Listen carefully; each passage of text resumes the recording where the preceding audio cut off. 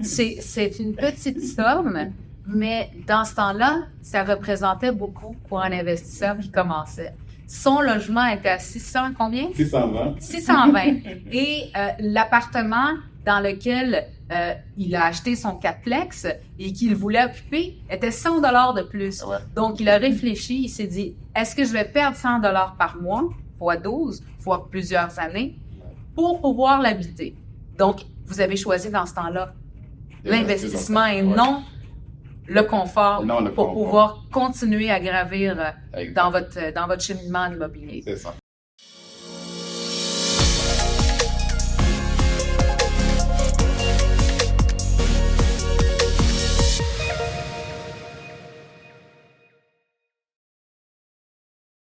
Bonjour à tous, ici Sophia Miliani, courtier immobilier chez PMML. Aujourd'hui, pour le podcast Tout Terrain, donc pour le groupe Réseau Terrain qui est propulsé par PMML, comme premier invité, on reçoit M. Justin Camini qui est aujourd'hui avec nous. Bonjour Justin. Bonjour Sophia. Ça fait un grand plaisir pour nous de vous recevoir ici aujourd'hui dans nos bureaux à PMML. Justin a fait la route de Québec à Montréal pour pouvoir être parmi nous aujourd'hui. Ben merci beaucoup pour le déplacement, Justin. Ça fait plaisir. Donc, M. Justin Camini, c'est un grand investisseur reconnu avec beaucoup d'expérience, sur lequel il va pouvoir nous partager aujourd'hui. Donc, c'est quelqu'un qui a plus de 15 ans d'expérience dans le milieu IT, en informatique. Et c'est aussi un investisseur qui a actuellement plus de 40 millions de dollars en actifs. Et par là même, c'est un coach en immobilier. Donc, on va pouvoir passer au travers un peu de son parcours, de son histoire, de ses défis, de ses challenges, et aussi qui va pouvoir nous parler de ses projets et aussi comment il voit le futur dans le développement de terrain.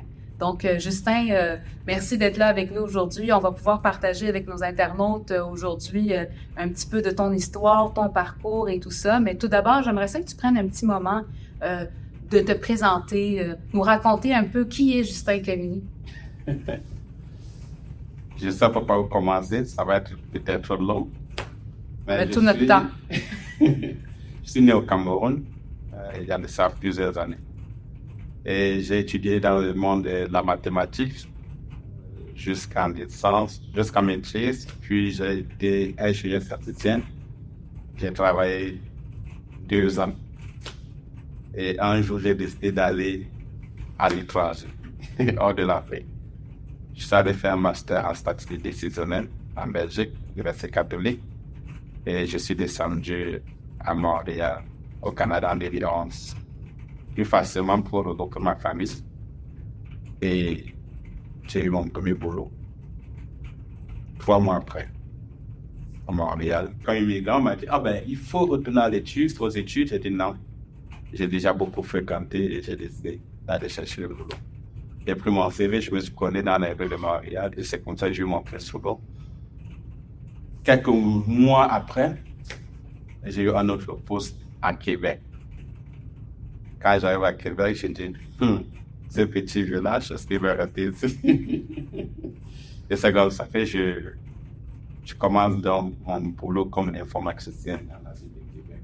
Donc, l'histoire a commencé, en fait, à Québec. Avec l'informatique, un petit passage sur Montréal et puis finalement... 3 mois à Montréal. 3 mois à Montréal. Que je me retrouve à Québec.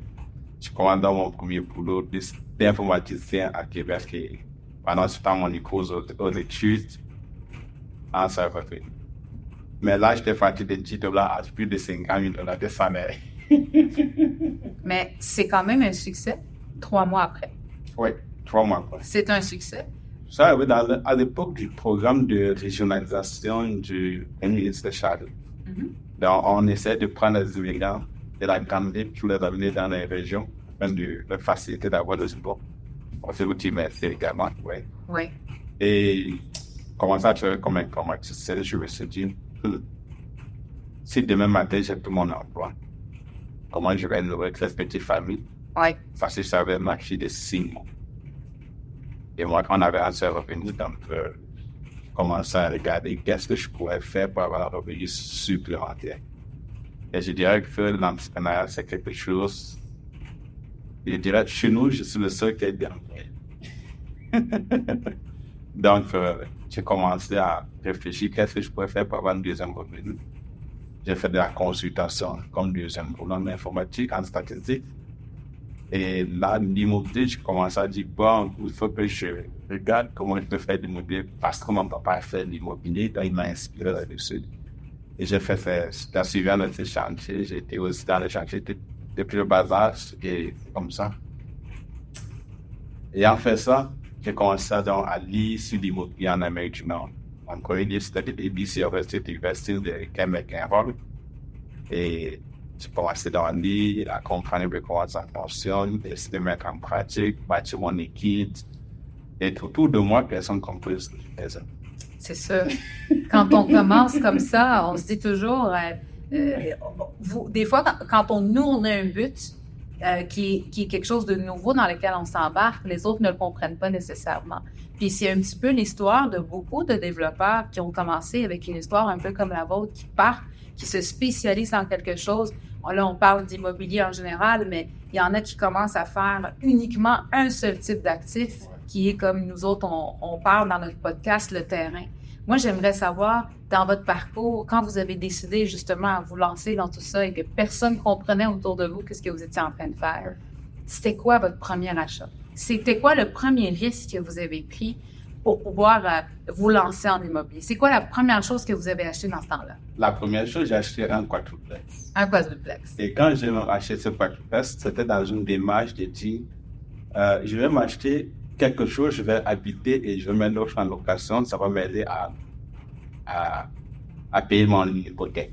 Ouais. Et je vais sortir de la location. Ouais. Sauf que quand je l'ai fait, là où je vivais comme locataire, je payais $120 de loyer. Le 4,5 dans mon cadre logement, j'étais à 720. Et j'ai dit, est-ce que je paye $100 pour aller vivre là-bas? Je peux rester en location. Écoutez bien ce qu'il vient de dire Justin ici. C'est une petite somme, mais dans ce temps-là, ça représentait beaucoup pour un investisseur qui commençait. Son logement était à 600 combien? 620. 620. Et l'appartement dans lequel il a acheté son quadruplex et qu'il voulait occuper était $100 de plus. Ouais. Donc, il a réfléchi, il s'est dit, est-ce que je vais perdre $100 par mois, fois 12, fois plusieurs années, pour pouvoir l'habiter? Donc, vous avez choisi dans ce temps-là l'investissement et non le confort pour pouvoir continuer à gravir dans votre cheminement en immobilier. C'est ça. Donc, vous avez commencé avec un quadruplex. Ensuite de ça, j'imagine que vous avez continué à acquérir d'autres propriétés au travers de tout ça avec des partenaires ou est-ce que vous avez toujours travaillé tout seul? Ça, c'est la grande question. Le chemin n'a pas été facile ni long, a été long, mais pas facile. Oui. Quand j'ai acheté le quadruplex, l'année qui suivait, j'ai acheté le quadruplex, j'ai noté en décembre 2014. Et en mars 2015, j'avais un deuxième triplex qui m'intéressait. Je n'avais pas beaucoup de fonds pour pouvoir mettre ma mise de fonds. J'ai eu un don de mon ami de 10 000. Et puis, quand on a envoyé le dossier chez l'assureur, il dit, vous venez d'acheter un quadruplex, on ne peut pas vous financer. Et en plus, vous prenez un don. Du coup, c'est tombé. Ça fait toujours un manque de connaissances. Parce que ce triplex-là, je l'ai acheté à 250 000, 300 000. Et aujourd'hui, le même triplex, c'est minimum 450 000 à la ville. La dernière fois, j'ai vu l'Europe d'évaluation. Oui. 450 000. Non. J'ai dit, OK, c'est parfait. Quelque chose à prendre le plus. Et moi, la même année, en avril 2015, je suis au boulot de travailler, on m'appelle. Le locataire, Justin, il y a de l'eau qui soigne du toi. Je dis, ouais. Elle dit, bon, c'est OK, c'est bon. Je sors de mon bureau, je cours, je viens voir. Je vois de l'eau qui coule. Je dis, oh non, c'est pas ça. C'était ma première expérience. C'était rough. Ouais. Très rough. Pourquoi? Parce que je ne savais même pas qu'est-ce qu'il fallait faire. Le locataire dit, appelle l'assureur. J'appelle mon assureur. Elle dit, OK, monsieur Kameni, on va venir demain pour analyser la situation. Le matin à 9h, je débarque. avec le monsieur de l'assurance. Il dit, regarde tout. Il dit, désolé, vous n'êtes pas couvert pour service qui vient de l'extérieur de la maison. Je percevais face ce qu'il venait de me dire. C'est vrai qu'il y a un langage en immobilier. C'est tout un langage. C'est tout un langage à apprendre aussi. Ouais.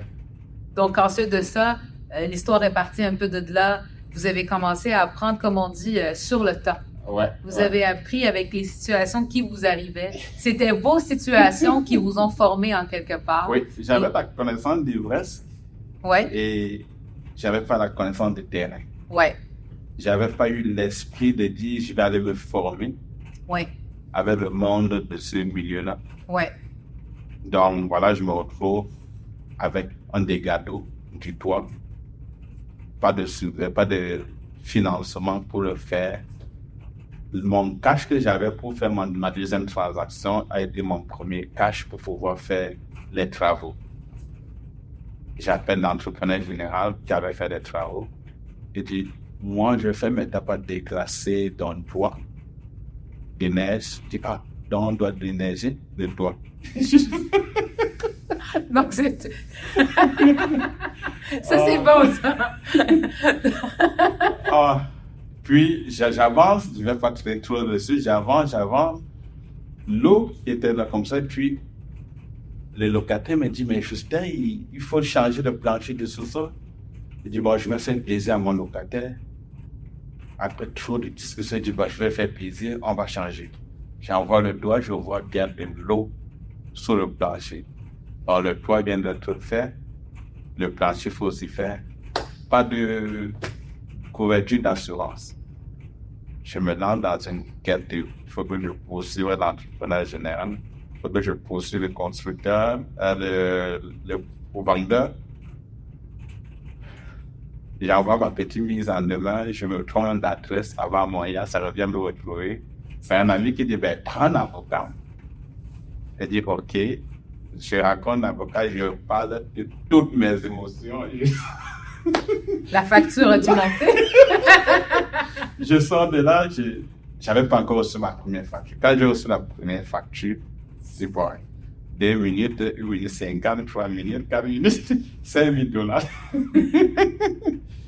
Et là, j'étais dans... Finalement, tu t'es pas dit, j'aurais dû payer le gars de plancher.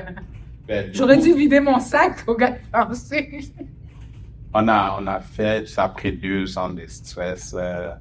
Passer à travailler pour finir, on s'est entendu, tout a été réglé. Et un jour, quelqu'un me dit, ben, s'il fallait refaire, est-ce que je te reprends encore? Je dis, ben oui. Ouais. Là, c'est le mental. Parce que j'avais lu beaucoup sur le mental et ça m'a permis de passer à travers tous ces défis. Et je dirais aussi que mon premier bien immobilier, je voulais acheter. Je m'en vais chez le vendeur, chez le banquier pour le financement. C'est le même jour qu'on me remet ma lettre de famille au banquier. Donc, le jour où vous avez reçu votre lettre de financement. Non, le jour où je partais rencontrer le banquier. OK, pour votre financement. Pour mon financement, c'est le même jour que mon employeur me dit, on va mettre ça à votre contrat de travail. Donc, en plein lancement dans votre rêve d'immobilier, puis sur votre premier achat ou votre deuxième, cela? Le tout premier. Le tout premier. Avant même que j'achète le premier que j'ai décidé, le 4 logements.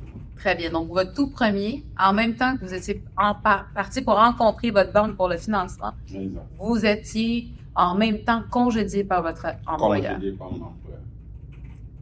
C'est toute une histoire, hein? mais voyez, moi, ce que j'aime dans tout ça, puis dans ce que j'entends ici, de ce que raconte Justin, c'est malgré tous les aléas et toutes les embûches et les défis, continuait, là, il allait à ses rendez-vous. Ouais. Il continuait parce que lui, il avait un but. Et son but, moi, j'aimerais bien entendre la suite. Comment, à un moment donné, avec toutes ces choses-là qui sont arrivées dans ton parcours au début, c'est quand tu as compris que c'est beau, c'est ça, that's the game. That's the game en immobilier. Ça fait partie du jeu, ces choses-là. Ouais. Je te dirais que quand je suis passé à travers ces gros défis juridiques dont je racontais tantôt, je suis sorti de là, j'ai acheté un 6 logements. Et là, vous avez compris que finalement, le 6 logements était financé au commercial et non au personnel. Je te raconte une histoire de ce logement. Oui, vas-y. J'avais pour tout 70 000 $ dans mon compte que je venais d'avoir de mon jugement. Oui. J'ai une promesse d'achat acceptée. Le vendeur me dit, Justin, ça prend un compte de 10 000 $. Sinon, je te vends ça. Oui. OK. Je donne 10 000 $. Je fais acheter. Je donne 10 000 $ d'acompte. Non, tout ça. J'arrive voir le banquier pour le financement. Le banquier lui dit, mais monsieur Kameli, vous allez prendre l'argent pour acheter. Je sors de son bureau et je m'en vais. Je m'en vais commencer à regarder mes amis. Est-ce qu'ils peuvent me donner un peu d'argent pour que je fasse ce financement? Et pour finir, j'ai un ami qui dit, OK, il me donne d'avance 54. Voilà, je suis parti de 70 à 124. Je fais mon dossier de finance. Et j'avais une balance de vente du vendeur. Ma toute première balance de vente dans la ville.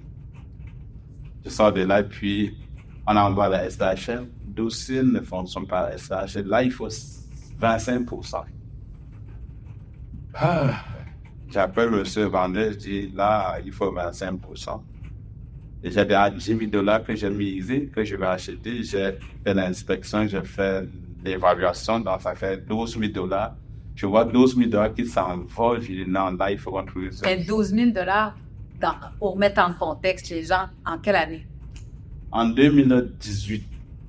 Très bien. 2018. Tu vois, je suis passé de 2014 à 2018. Ouais. Aucune transaction. J'étais dans mon stress de jugement et patati. Ouais.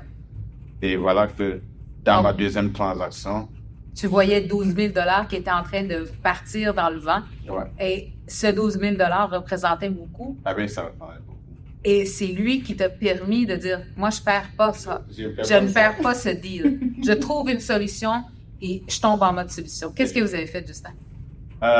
Qu'est-ce que j'ai fait? Donc, j'ai pris le cash de mon ami, là, j'ai mis, ça fait 120 000, puis j'ai appelé le vendeur, je dis, il faut qu'on finalise la transaction, plus de 50 000 de balance de compte, ça faisait donc 170 000 financement approuvé.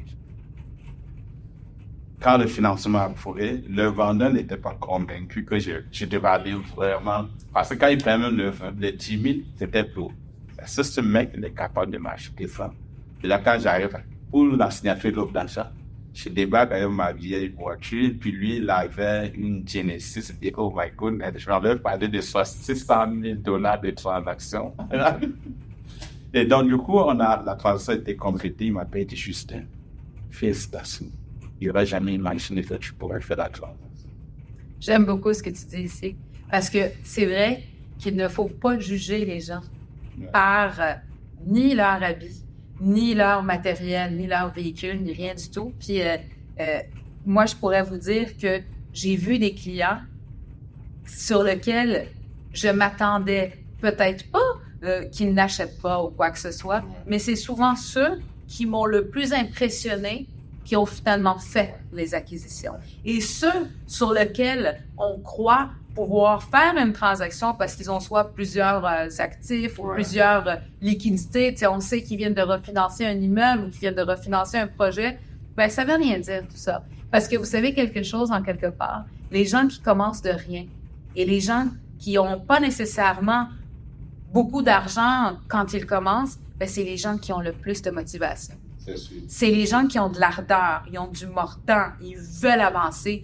Donc, lui, là, il s'en fout de sa voiture. Et je pense que Justin, c'était ça un petit peu, toi. Toi, tu t'en foutais de ta voiture dans ce temps-là? Oui, mais je me disais, hey, mec, là, je vais parler de 668 000 $ de transactions. Déjà, quand j'ai appelé,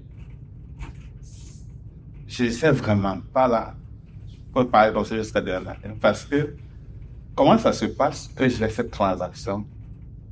Je suis chauffeur Uber à l'époque. Je porte un client. J'ai dit, on commence à parler d'immobilier. On sympathie. Je dis, j'adore l'immobilier, j'ai investi en immobilier. Et quand il sort de ma voiture à la destination, son ami dit, j'ai un bien pour toi. Et c'est là où je prends son numéro de téléphone à 4 heures du matin. Et le lendemain à 11 heures, j'appelle, je dis, j'ai mon grand frère, c'est comme ça. Puis à 22 heures, j'appelle l'humain. et différentes chambres. Donc, vous avez fait une transaction, une deuxième, une troisième. C'est quoi le grand saut? Le grand saut qui a amené Justin à avoir plus de 40 millions de dollars d'actifs. Comment ça s'est fait, cette partie-là? Comment vous êtes monté d'un seul coup? Parce que c'est quand même un parcours qui a du succès, mais qui est court quand même. Ouais, c'est ça, du succès, c'est court. Parce que je regarde très loin. Et souvent, ça sort du fond de moi. Je veux faire ça, sans savoir comment je vais y arriver, mais je sais bien y arriver. Je me rappelle, dans la même année de j'achetais les 6 là, je suis allé au Nouveau-Brunswick pour laisser mon neveu et j'achète le bien immobilier où il devait être locataire. Et j'ai mis quelques pièces de pièces de fonds. Après ça, en 2019, j'achète un autre immeuble au Nouveau-Brunswick. J'ai un autre achat sur un 5 logements à Québec. Et je m'en vais pour visiter le 5 logements. Je vois une pancarte de l'immeuble voisin. Une vieille maison à vendre. Ouais. Non, terrain à vendre. Je prends le numéro de téléphone. Je filme ma durée. J'appelle le monsieur, il me dit, ah oui, j'ai une offre d'achat dessus, appelez-moi mercredi. J'appelle le mercredi, appelez-moi lundi. J'appelle le lundi, il dit, venez me voir. Je viens le voir et puis il me dit, toi c'est qui? Aidez-moi, je suis un investisseur immobilier et je suis vraiment intéressé dans le terrain. Tu as dit que tu as une offre d'achat, il t'a offert combien? Il faut que tu sois honnête avec moi parce que je vais te donner 10 000 de plus. Il m'a donné 230 000. J'ai dit, OK, je donne 240, à condition que je signe maintenant. Donc ça, c'était avec le vendeur? Oui, avec le vendeur. Et là, on fait le papier, puis il signe, je sors. J'ai plus d'argent dans mon compte bancaire. Mais je signe une offre d'achat. Donc, je sors de là. Je ne sais pas ce que je vais faire. Je n'ai pas d'argent dans mon compte pour la mise de fonds. Et c'est une vieille maison. Donc, dans le fond, vous avez, en quelque part, risqué à mettre plus cher que les autres dans cette propriété-là, sans savoir si ça valait. Si ça valait ou ce que je devais me faire avec.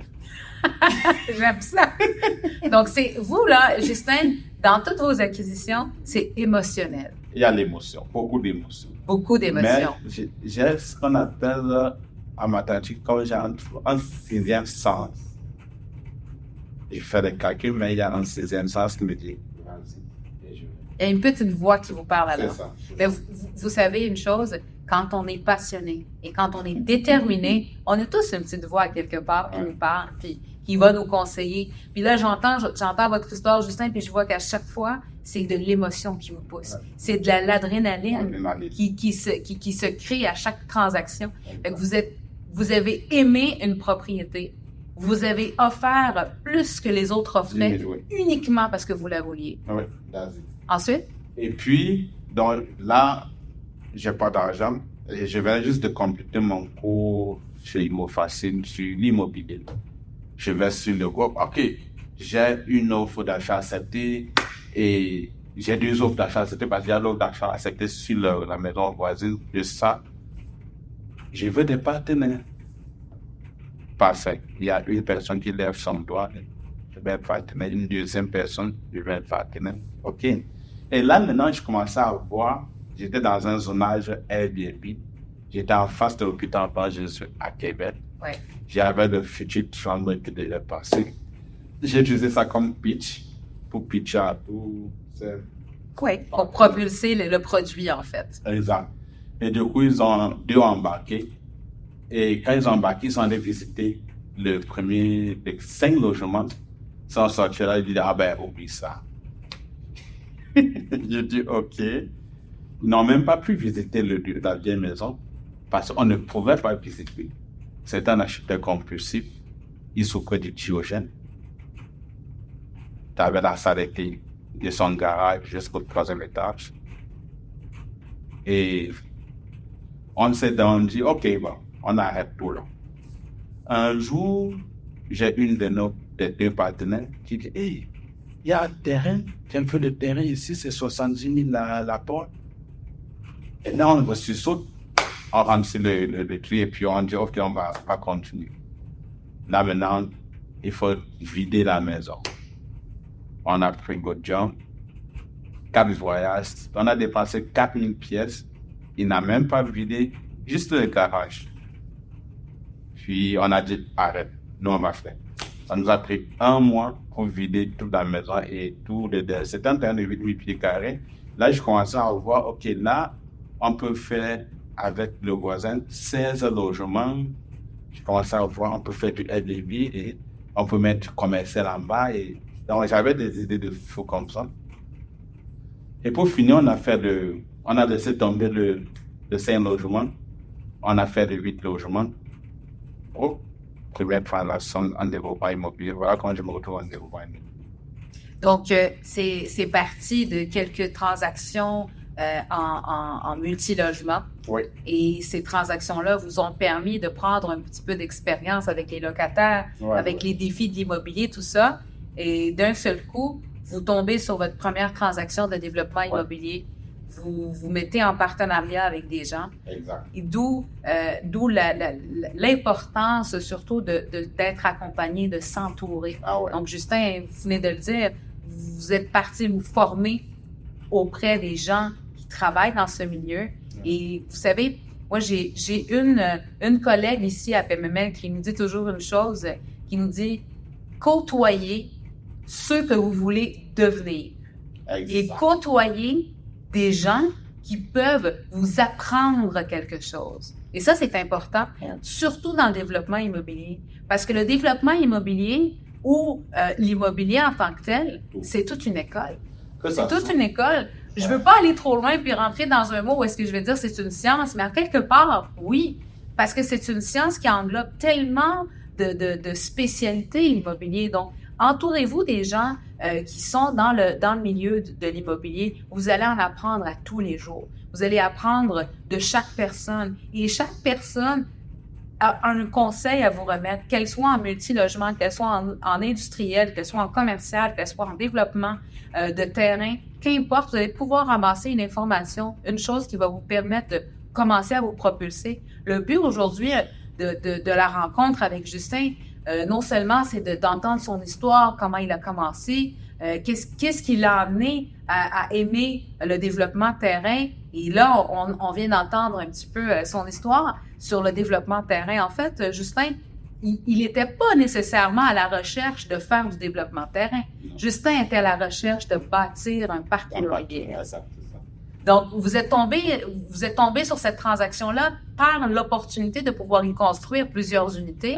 Et en même temps, le zonage de ce terrain-là était un zonage qui était quand même permissif. Permissif et multilogement. Donc, vous aviez un zonage multilogement qui était aussi permissif pour faire du Airbnb.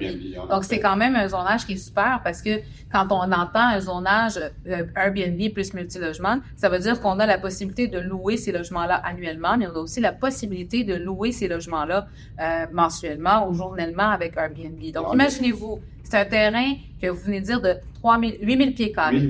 8000 pieds carrés avec une vieille maison dessus qui était, d'après l'histoire, un petit peu abandonnée en quelque part, qui finit par devenir un 5 logements construit. Un 8 logements construit. 5, c'était celui d'à côté. Okay. C'est celui d'à côté. Donc, qui finit par un 8 logements.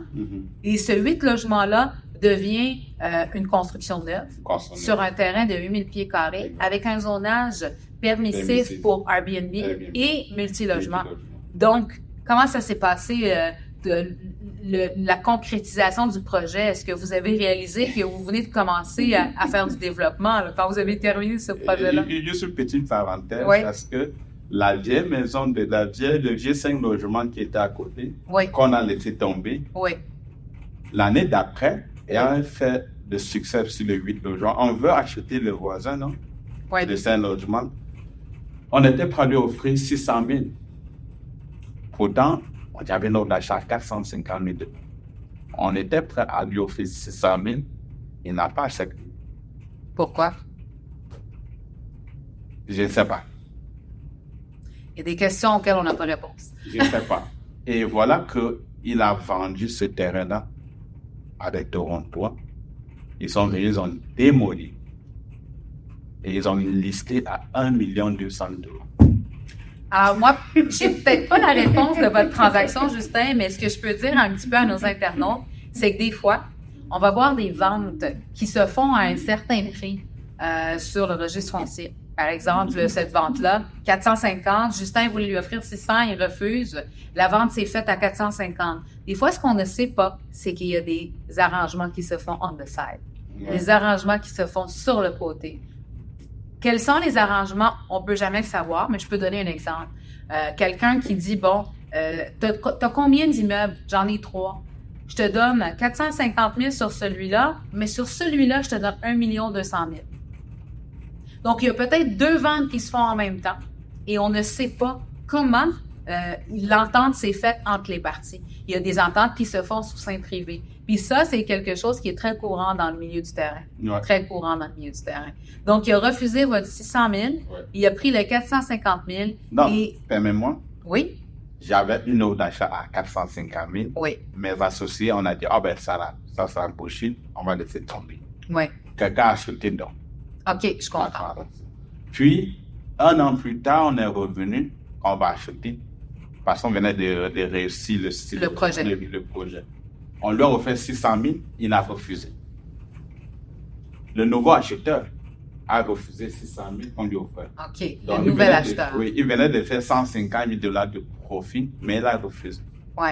Et un jour, on voit vendu. Et après, on voit la maison est démolie. Oui. Le deuxième acheteur. Ah, d'accord. Donc, le premier avait vendu à 450. Avait vendu à 450. Et le nouvel acheteur, c'est lui qui a refusé le 600 000. Il a refusé 600 000. Et à un moment donné, vous avez vu que ça a été vendu. Exact. Et puis, la personne qui a acheté, il a démoli, il a affiché terrain à vendre. Et il a listé à 1,2 million. 7 000 pieds carrés. Et vous aviez 8 000 pieds carrés. Oui. Et c'était pour faire quoi? Le 7 000 pieds carrés, Ouais. je ne sais pas qu'est-ce qu'ils ont fait, parce que pour moi, ça virait fou, là. Mm-hmm. Moi, j'ai acheté mon 8 000 pieds carrés à 240 000. Ouais. J'avais bâti. Et quand j'ai acheté à 240 000, je l'ai valorisé à 450 000. Mm-hmm. Et j'ai utilisé des différentiels pour ma mise de fonds pour bâtir. Et c'est là que j'ai appris comment je peux utiliser l'équité sur le terrain pour bâtir. Mais vous voyez, il y a une chose aussi qui a aidé votre voisin en quelque part, c'est le fait que votre immeuble de 8 logements est né et a été bâti et construit. Ça apporte la valeur aux actifs Exact. qui sont à côté automatiquement. Donc, vous avez fait emmener la valeur de 450 à 600. C'est vous qui avez créé ce 150 000 de profit que votre voisin a refusé. C'est vous qui l'avez créé. Ensuite de ça, lui, il a refusé de prendre ce 600 000 parce qu'il visait encore plus haut. Il était plus haut. Et la personne qui a acheté a listé à 1,2. Je comprends. Plus 2 fois le prix. Est-ce que ça a été vendu finalement? Je ne sais pas, parce que là, ça m'intéresse. Les chiffres commençaient à se faire. Ça virait fou, là. Ouais. Et tu vois que, initialement, je suis parti avec mes émotions, comme on dit, Ouais. et ma petite voix. Voilà que si on m'avait suivi, on aurait gagné les 150 000 et plus qu'on devait faire. Et puis, Vous auriez gagné les 150 000 de plus que vous deviez faire Ouais. et vous auriez eu finalement 2 immeubles sur la même rue exact. qui seraient contigus côte à côte. Côte à côte. Et si le zonage aurait peut-être changé d'ici là, vous auriez eu 15 000 pieds carrés pour pouvoir faire un semi-commercial Ah oui? avec peut-être 4-5 étages, des commerces en bas, Non. du Airbnb en haut. Ouais. Donc- Non commun, parce que la loi a changé Ah. dans la ville de Québec, qui aujourd'hui Oui, dit que tu n'as plus obligation d'avoir stationnement très bien. pour tous les immeubles qui se trouvent dans les grands axes, dont il y a les métrobus. Oui, mais dans ce temps-là, quand vous aviez acheté, ça aurait pu être un projet qui aurait été encore plus gros Bien oui. si vous auriez acheté les deux. Et si on avait l'expertise Oui. de savoir, voici déjà de bons produits qu'on pouvait faire. Mhm. Parce que moi, j'avais juste dit, OK, on va mettre du commerce en bas, on va mettre des appartements. Oui. Mais, comme ce que je disais, personne ne comprenait. Et est-ce qu'on avait aussi les moyens pour pouvoir faire? Est-ce qu'on avait la connaissance pour pouvoir le faire? Oui. Et j'ai dit toujours, je pourrais vous dire ma pire erreur, j'ai fait en immobilier. Bien sûr. C'est quoi la pire erreur de Justin Camillier en immobilier? C'est de ne pas me former avant de commencer. Oui, ça, c'est une chose importante que tu dis parce que c'est vrai. Ne pas se former avant de commencer.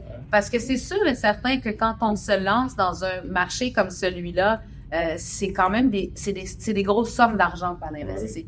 Mais c'est pas non seulement les grosses sommes d'argent qu'on investit qu'on met en risque. Moi, j'ai un client qui me dit tout le temps, il dit, Sophia, c'est quoi les deals que j'ai manqués? Ouais. C'est quoi les deals que j'ai manqués? Puis, on a un de nos courtiers ici à l'interne que j'adore, que d'ailleurs, je fais un petit coucou à François Gagnon. François Gagnon, quand tu lui poses la question, c'est quand la meilleure journée pour acheter? François Gagnon va te dire, c'était hier. Ah, oui. Puis ça, on est juste en face de son bureau, il est pas là, sinon je l'aurais ramené, il nous aurait fait un petit speech. Mais François Gagnon l'a dit, puis il le répète tout le temps, hier.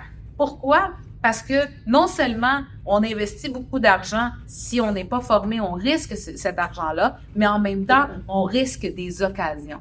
Tu vois, c'est ce que tu viens de dire. On paie toujours quelque part. Tu vas toujours payer.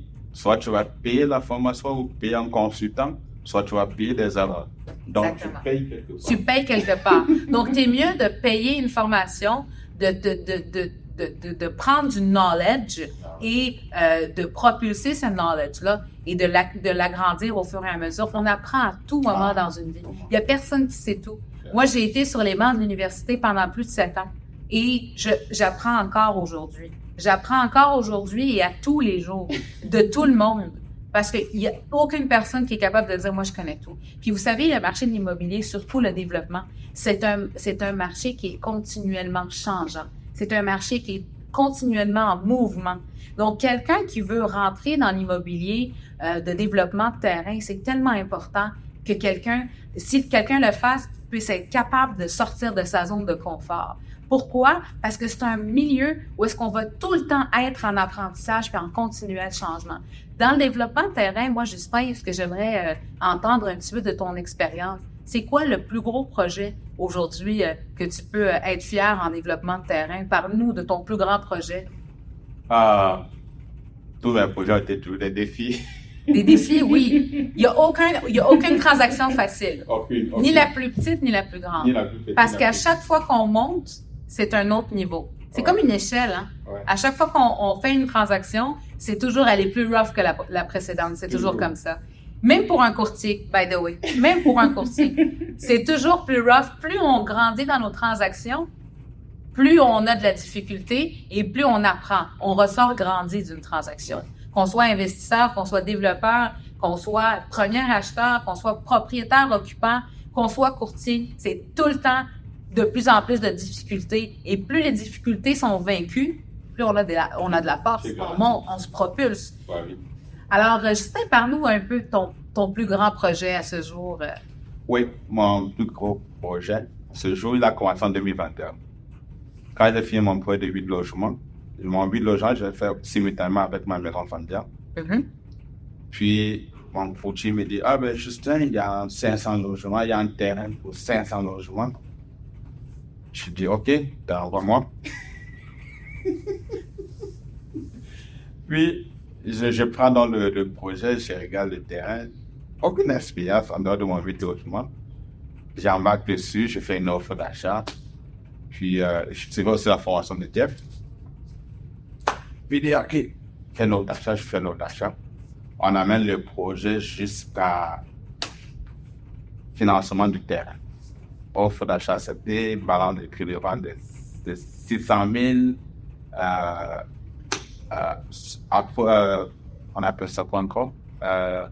Assumption hypothécaire de 500 000 après privé. Donc, le vendeur, en fait, avait une balance de vente lui-même en prêt privé que vous avez assumé. J'ai assumé le prêt.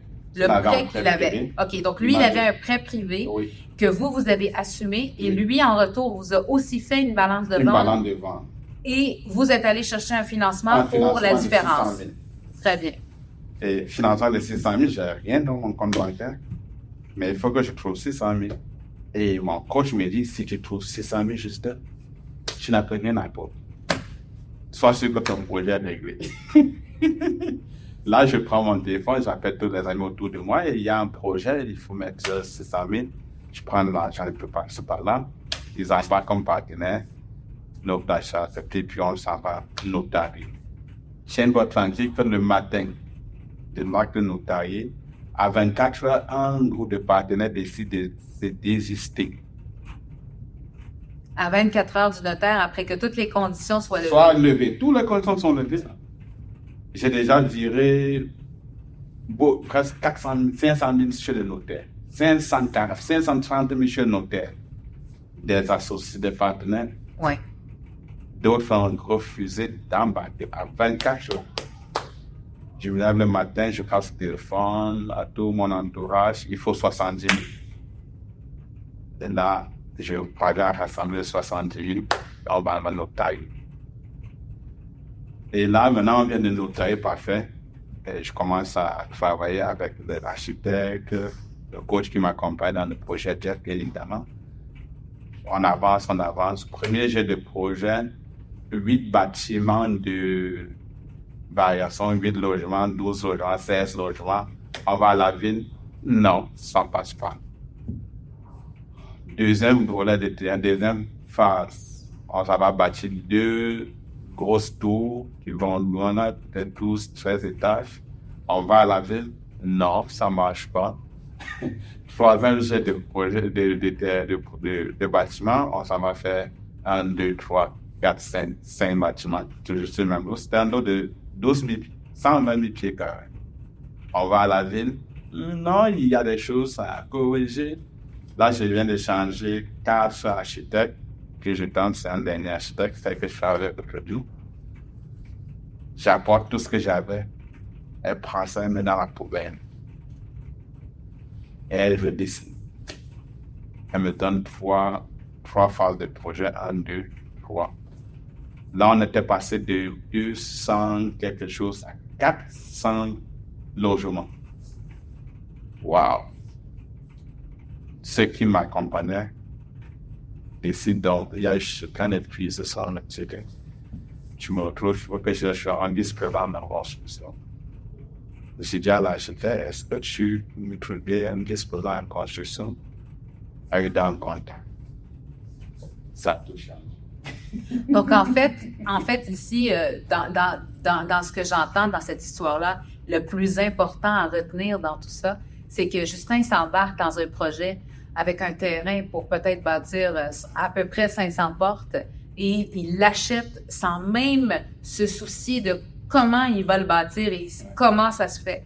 Aujourd'hui, beaucoup des acheteurs en terrain, en développement, ils veulent faire ces vérifications-là pendant la vérification diligente et non après l'acte de vente quand ils sont déjà propriétaires. Donc, ils font un petit peu des études préliminaires pendant la transaction, pendant la vérification diligente pour déjà s'assurer de la destination qu'ils veulent donner au terrain pour être sûr et certain de la rentabilité future sur ce terrain-là. Donc ça, c'est une chose qui est importante. Mais Justin, à travers toute ton émotion, ce que j'entends ici, c'est que toi, tu as quand même réussi parce que tu te limites pas. Malgré que tu fais quand même, c'est des risques que tu prends. C'est des risques que tu prends, des risques énormes, mais je pense que tu t'es aussi rapproché de ta communauté. Ouais. Et toi, ce que tu as fait dans ton histoire, là, c'est que tu es quelqu'un qui est un rassembleur. Tu es un rassembleur. Tu rassembles les gens, il rassemble les forces des gens, il rassemble les fonds de ses amis. Et puis, en quelque part, quand on a quelqu'un dans notre famille, dans nos amis, dans nos collègues, dans nos proches, sur lequel on fait confiance et on sait que ce gars-là, il est persévérant, ben les gens, ils vont pas avoir peur de te donner 10 000, de te donner 20 000, de te donner 30 000 parce qu'ils savent qu'au final, tu t'en vas faire travailler cet argent-là. Puis cette histoire-là, sur ce terrain-là que tu as acheté sans même t'assurer que le 500 logements était faisable dessus, c'est quand même fou, là. Parce que finalement, tu as réussi à faire à peu près 300 logements. 315? Oui, c'est ça. Il faut dire que j'ai déposé l'offre d'achat en février 2021. Oui. Avec le coach, on a avancé. Premier jet de projet, on a notarié en août 2021. Oui. On avait une idée que là, on pourrait faire 200 quelque chose, 216 unités. Oui. Une centaine d'unités. Une centaine d'unités. Une centaine. Oui. Ben, le projet a avancé. On a eu des variations de 263, 275, 368, 400 logements. Puis, quand on a eu le consultant, on a commencé à dire, OK, ben là, il faut qu'on se rassure que la pénétration du marché, on va faire des études de faisabilité, toutes ces études, de ça avec la ville, et puis on a finalisé le projet avec un permis approuvé à 315 unités. Par exemple, regarde la capacité d'absorption du marché, qu'est-ce qui se passe autour. Tous ces éléments ont été faits avec le consultant. Et je profite encore pour dire que, parce que j'ai mis sur un programme de coaching, j'ai trouvé un partenaire qui allait m'apporter beaucoup de fonds pour que je sorte du prêteur privé, pour que commentaire soit aujourd'hui libre du côté. Tu vois? Comme quoi, toujours se former, toujours bien s'entourer, le networking, parce que sans ça, je pense que le gouvernement est fou, là. Mais c'est sûr, parce qu'en quelque part, quand on s'entoure des gens comme nous, des gens formés, des gens professionnels, des gens du milieu, ben, en quelque part, ils comprennent un petit peu ce qu'on fait. Ils comprennent nos défis, ils comprennent nos challenges, puis nos peurs, et puis ils peuvent nous apporter de l'expertise, du partenariat. Ouais. Donc, toi, tes conseils, Justin, pour les gens qui veulent commencer en développement immobilier, le premier conseil que tu donnerais à quelqu'un, c'est quoi? D'aller apprendre comment. D'aller se former, d'apprendre. Ça, c'est non négociable. Non négociable. Non négociable. Je suis parfaitement d'accord. Je suis parfaitement d'accord. Puis moi, je dis aussi une chose, c'est quand on travaille dans le développement, moi, je dis toujours, ayez pas peur du développement. Parce que souvent, le développement, oui, il a l'air plus compliqué, mais en réalité, c'est pas plus compliqué que c'est d'acheter un immeuble. Puis au final, on se ramasse avec un projet neuf, une construction neuve, qui se finance finalement mieux, avec une meilleure valeur, qui garde sa valeur sur le long terme, qui continue d'augmenter. N'oublions pas aussi que les premiers 5 ans, on a le droit aussi d'augmenter nos loyers. Donc, on a vraiment beaucoup de facilité dans un marché grandissant. Avec l'excessive demande et manque de logements qu'on a actuellement à travers la province du Québec, on s'en va vers les années à venir en ce moment où est-ce qu'on va devoir tout le monde s'y pencher. Actuellement, on a beaucoup des grands développeurs de la province du Québec, les big players, qui sont en train de propulser et de continuer à développer des centaines et des centaines de portes. Mais je pense aussi que monsieur, madame, tout le monde qui font de l'investissement immobilier à petite, moyenne échelle devraient commencer aussi à se concentrer sur le développement de terrain. Parce que le terrain, c'est comme des diamants. C'est quelque chose qui s'en va de plus en plus rare. Très rare. Très rare. Tu génères le plus d'équité rapidement. Exactement. Par exemple, ce terrain, on l'a acheté à 1,5. Là, on a par exemple 8 millions en 3 ans. En 3 ans. En 3 ans. Vous imaginez? Tantôt, on était en train de parler d'un 5 logements qui a pris 150 000 $ en à peu près 1 an et demi, 2 ans, parce que Justin venait de bâtir un 8 à côté. Ouais. Là, on parle d'un terrain qui passe de 1,5 million de dollars à 8 millions de dollars juste en combien? 3 ans. 3 ans, oui. 3 ans. Donc, imaginez-vous. Pensez-vous vraiment que c'est possible de faire ça avec tous les types d'actifs? Pas nécessairement. Par contre, ce qui est important, c'est de diversifier ses actifs. Diversifier. Parce que vous savez, l'immobilier, c'est un cycle aussi. C'est un cycle où est-ce que c'est comme une mode. À un certain moment, il y a un type d'actif où est-ce qu'on a plus de facilité à travailler parce que soit il y a des programmes gouvernementaux, des subventions ou un financement qui est plus allégé. Mais la roue, elle tourne, là. Là, on vient de passer en 2023 où est-ce que ça a été l'année la plus difficile pour financer du multilogement. Très difficile. Ça a été une année difficile. Puis moi, je suis avec beaucoup de mes clients que je vois. Moi, je me spécialise dans le terrain. Moi, je fais juste ça, du terrain. À 90% de mon pipeline, je fais des transactions de terrain. Et je vous dirais que beaucoup de clients qui ont uniquement du multilogement, je les ai rencontrés en 2023. Parce que avant ça, c'était juste des gens qui faisaient du terrain. C'est un petit monde, le terrain. De plus en plus de gens s'intéressent au terrain. Puis de plus en plus de gens commencent à comprendre les opportunités de terrain. Des fois, on voit une petite maison abandonnée dans un quartier, puis elle est pas belle. Ben, vous savez quoi? Moi, j'ai un de mes clients, en 2022, il a acheté une maison unifamiliale pour faire un flip immobilier. Puis c'était une mode, là, il y a quelques années. Là, ça fait un petit bout, on les voit plus depuis un an et demi. On voit moins de flippers. Mais ça veut pas dire que ça fonctionnera pas dans le futur non plus, le flip, mais c'est quelque chose qu'on voit de moins en moins depuis la hausse des taux. Fait que dans le fond, la personne avait acheté une maison unifamiliale qui était un petit peu scrappée, abandonnée. Puis lui, il voyait l'opportunité de faire un flip immobilier. Il est venu me voir, puis il dit, Sophia, il dit, si je la rénove, combien que je vais pouvoir la vendre? Écoute, je dis, moi, je peux pas t'aider, malgré que j'ai mes licences résidentielles, je ne fais pas de l'immobilier résidentiel. Mais moi, ce que je lui ai proposé de faire, j'ai dit, as-tu regardé le zonage? Ouais. Il dit, non. Il dit, ben, c'est une maison. Je dis, ben, non. Je dis, viens, on va regarder le zonage ensemble. Puis, je lui ai donné une nouvelle vision. Une nouvelle vision où est-ce qu'on a regardé le zonage du terrain. Et on s'est rendu compte que sur ce terrain-là, il avait la possibilité de faire du bigénérationnel. Wow. Il avait la possibilité de faire un triplex. Il avait la possibilité aussi de faire un semi-commercial. Puis ce client-là me disait, pourquoi je m'en vais dans le semi-commercial? Moi, je veux pas de commercial. J'ai aucun actif commercial dans mon portfolio, puis j'ai pas envie de commencer à gérer ça. Ben, dans ce temps-là, ben, le financement pour les semi-commerciales était beaucoup plus haut que le financement pour le taux de financement pour le semi-commercial était beaucoup plus haut que le multilogement. Je lui lance l'idée dans la tête, je lui fais une évaluation comparative de marché, je lui propulse ça comme un projet sur lequel il devrait se pencher, puis de peut-être parler avec son architecte, son urbaniste, puis de voir c'est quoi les possibilités qui pourraient s'offrir à lui parce qu'il y a un potentiel.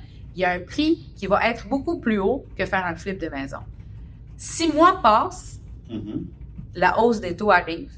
On était en 2023, début 2023, fin 2022, puis ça commence à monter. Il me rappelle, il me dit, Sophia, il me dit, écoute, j'ai toujours pas démarré mon projet. Finalement, ça marche pas. J'ai fait mes calculs. Les coûts de matériaux des constructions ont augmenté. Je peux plus avancer. Je peux plus faire le flip. Je dis, ben, est-ce que tu as pensé à mon idée? Et là, qu'est-ce qui arrive? On arrive vers un taux de financement pour les semi-commerciales qui se rapproche du taux du commercial. Et la personne regarde le projet.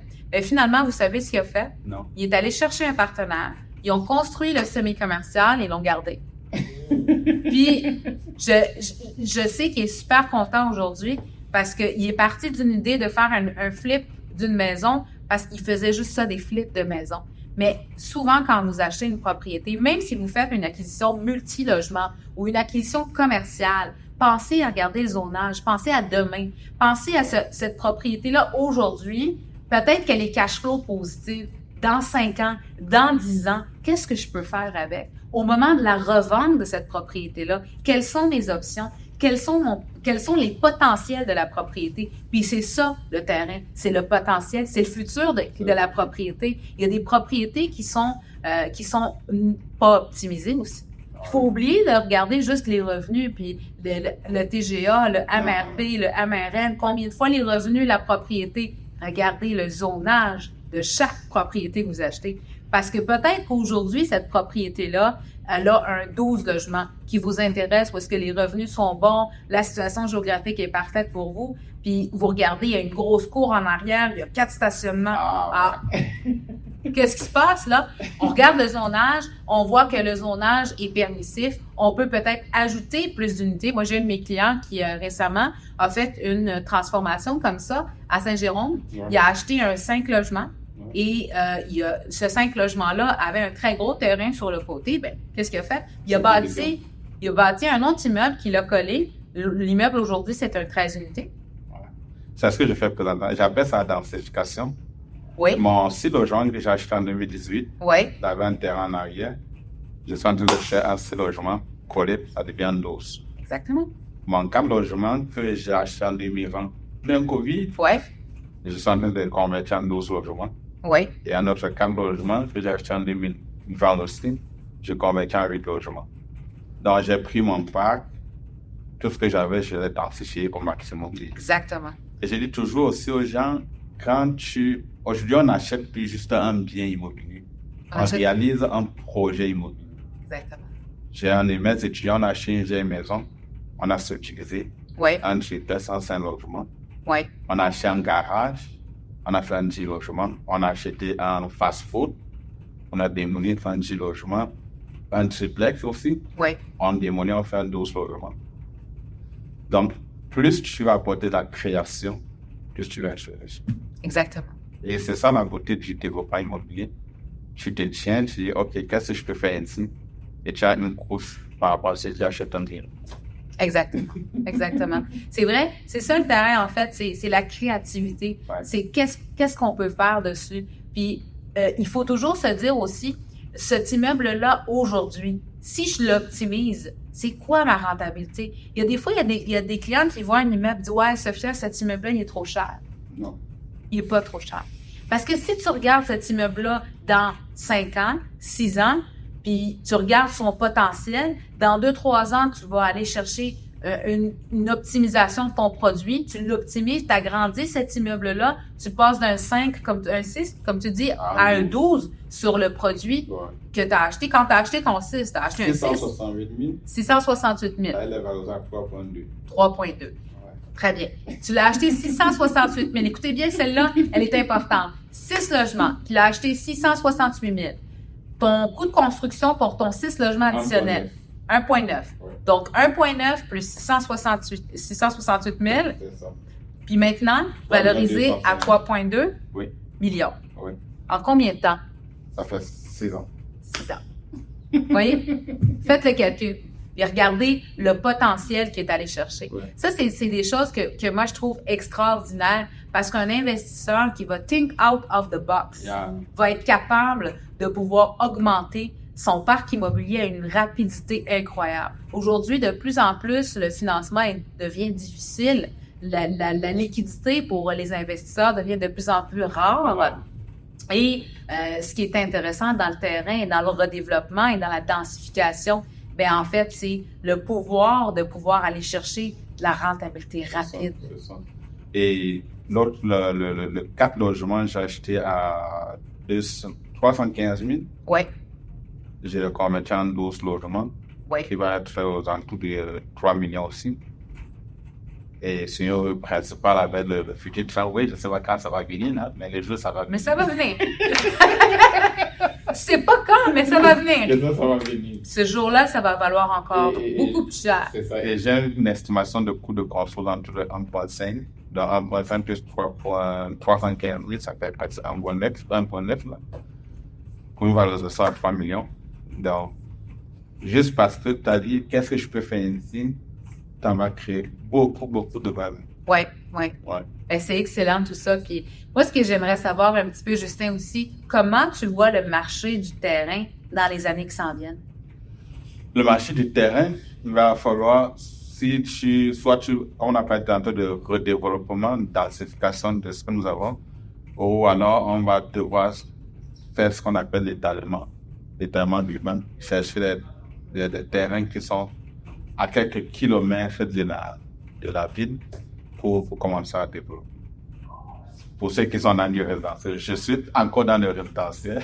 Donc, résidentiel, quand tu dis résidentiel, multilogement. Oui, c'est ça. Oui, multilogement. Donc, c'est un petit peu ce qui s'en vient dans le terrain. On n'a plus le choix. Non, on est obligé aujourd'hui soit de densifier en hauteur, ce qu'on est en train de voir dans les grandes villes comme Montréal, la densification qui se fait en hauteur. Il y a aussi la densification qui se fait en étalement, comme Justin est en train de dire. Ouais. C'est la densification qu'on est en train de voir actuellement dans les périphéries des grandes villes. Les conversions. Exactement. Les conversions. Les conversions qu'on achète en converti. Exact. On ajoute des résidentiels au-dessus, des multilogements au-dessus. Exact. On a un grand champion là-dedans à Québec chez nous. Oui. C'est vrai. Puis on est en train de voir de plus en plus d'immeubles multilogements dans des régions qu'on ne voyait pas. Ah ouais. Moi-même, je viens de faire une vente pour 102 unités dans les Laurentides, une première à Sainte-Adèle, donc 3 immeubles pour 102 unités. Donc, c'est du multilogement, c'est une première à Sainte-Adèle du multilogement. Ouais. C'est quelque chose qu'on ne voyait pas il y a quelques années. J'ai des clients qui m'appellent qui veulent mettre en vente des terrains pour multilogement à Tremblant. Ce qu'on ne voyait pas il y a quelques années. Déjà, oui. Mais c'était pas quelque chose de courant. Ouais. C'est en train de devenir courant. Tremblant est en train de se redévelopper totalement et complètement. Puis ce qu'on a vu aussi qui est en train de pousser encore plus le développement des régions actuellement, c'est l'exode urbain. L'exode urbain. Bénéfice de COVID. Hein? Oui. Ben, finalement, le COVID, c'était pas uniquement quelque chose de négatif, parce que oui, c'est vrai qu'il y a eu beaucoup de choses qui ont été dures à passer au travers du COVID, mais au final, il y a quand même des choses qui sont ressorties de là qui sont bénéfiques. L'exode urbain, c'est quelque chose qu'on est en train de voir, qui est en train d'apporter beaucoup de positivité dans les régions, parce qu'on est en train de voir aussi des développements verts. Ouais. Donc, des gens qui sont en train de développer axés sur les besoins de l'humain, de se rapprocher des besoins de l'humain, d'être proche de la nature, de pouvoir vivre en communauté, de pouvoir être proche des gens de son secteur, des services de proximité, d'avoir des immeubles qui sont aussi pensés pour le futur, moins de pollution, qui sont en train de voir aussi des communautés renaître. C'est ça l'exode urbain en ce moment. C'est que les gens veulent plus vivre dans les grandes villes comme avant. Ils veulent s'éloigner un petit peu, mais ils veulent pas en fait garder, on veut reprendre le contact humain. C'est ça qu'on veut en ce moment. C'est clair. Et même dans les grandes villes, les projets résidentiels qui sont en train de se construire, c'est des projets qui rapprochent l'humain. Parce que si vous regardez un petit peu les nouveaux projets actuellement qu'on est en train de voir dans le centre-ville de Montréal, c'est des tours où est-ce qu'on retrouve des espaces communautaires, où est-ce qu'on retrouve des espaces, où est-ce qu'on a des espaces bureaux, des espaces d'invités, du coworking. Donc, l'humain est en train de se reconnecter avec lui-même. On réapprend à vivre entre nous. En fait, c'est ça qu'on est en train de voir. Et le développement de terrain, c'est le futur actuellement. Exactement. Sauf si tu veux rester dans ta petite cage à toi. Ben oui, définitivement. Si tu veux grandir en immobilier, tu n'as pas le choix de faire du développement. C'est ça. Exactement. Ben écoute, je te remercie beaucoup, Justin, d'avoir été avec nous aujourd'hui, d'avoir partagé ton histoire, de nous avoir raconté tes défis, tes erreurs et puis tes apprentissages. Et aussi surtout de t'être déplacé de Québec jusqu'à Montréal pour le tournage de cette vidéo aujourd'hui. Donc, je vous dis merci, puis je vous revois dans le prochain épisode pour Réseau Terrain propulsé par PMML. À la prochaine épisode. Merci beaucoup.